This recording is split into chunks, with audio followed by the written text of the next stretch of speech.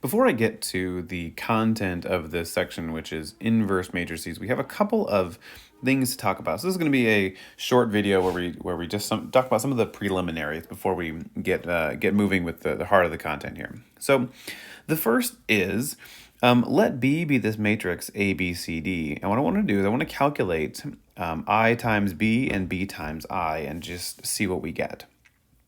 So what is I? Well, remember that I is 1, 0, 0, 1. That's I2 times A, B, C, D. And let's just calculate that.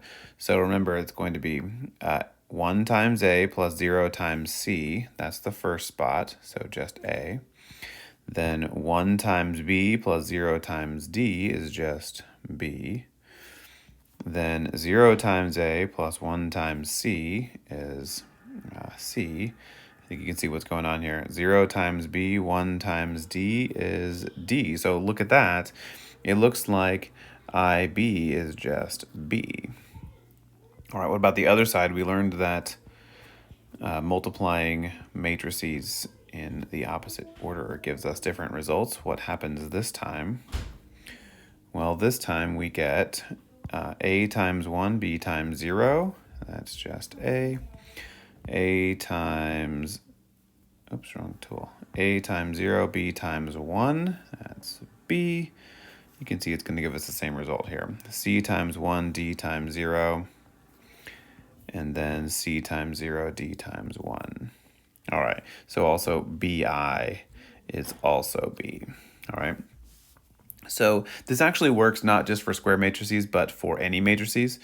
You just have to sort of change the identity that you're using. So if B is an m by n matrix, then you multiply by im on the left and b in on the right. And in either case, you just get B. We're going to kind of always assume that the identity matrix that's being used is the correct size. So IB and BI is just B, okay?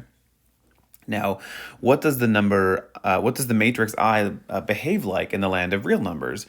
What do you multiply with some number A? Just get A, and the answer is 1. So the identity is kind of like the one thing, okay, in the land of matrix. In the land of matrices, it's the multiplicative identity, okay? So there's the first thing. Next, let's take these two matrices here, this matrix A and this matrix B, and I want to multiply them on both sides. Okay, so here we go. 3, 7, 2, 5, and 5, negative 7, negative 2, 3. Okay, let's see what we get. So in the first spot, 3 times 5 is 15, 7 times 2 is 14, 15 minus 14 is 1. 3 times negative 7 is negative 21. 7 times 3 is positive 21. Add those together, you get 0. Maybe you can see where we're going. 2 times 5 is 10. 5 times negative 2 is negative 10, so we get 0. And last but not least, 2 times negative 7 is negative 14. 5 times 3 is positive 15, so we get 1. All right, I'm going to leave it to you. 5, negative 7, negative 2, 3, to go ahead and do it in the reverse order. 3, 7, 2, 5. And when you multiply them in the reverse order, you also get the identity. Okay. So to kind of also compare this idea to the things in the real numbers, what if you have two real numbers and they multiply to 1? Right? A times B is 1. What is B? Well, B is 1 over A, right? Or we often write this as A to the negative 1 power. So this is the multiplicative inverse, and this is the notation that we use for it, okay? Now, every single number this works for, except 0, right? So if one of them is 0, then this doesn't work because, of course, you can't divide by 0, all right? So for every number in the real numbers, there is the multiplicative inverse, and you can multiply it by something and get 1, and we use that a lot, okay?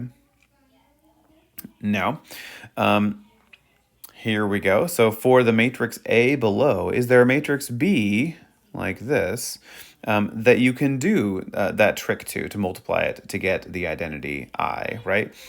Can I do that for this matrix? Well, let's find out. So if I have 2, 4, 1, 2, can I multiply it with some matrix A, B, C, D to get the matrix 1, 0, 0, 1. Okay, well, let's look at this first spot here. That first spot is going to be, so this row, this column that says 2a plus 4c is equal to 1.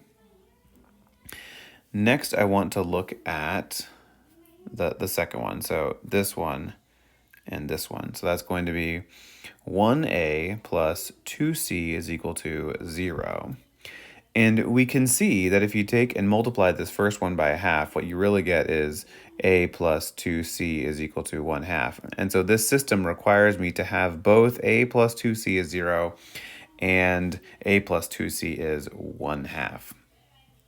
Okay, so that isn't going to work, okay? That there is not going to be a matrix that we can multiply to get to the identity. So what we're saying here is that this thing doesn't always work, okay, in the land of matrices. There isn't always something that we can do. And it also means that cancellation isn't going to work, okay, because we aren't going to sort of have, how we solved these things like 3x equals 5 and just multiply both sides by 3 to the negative 1.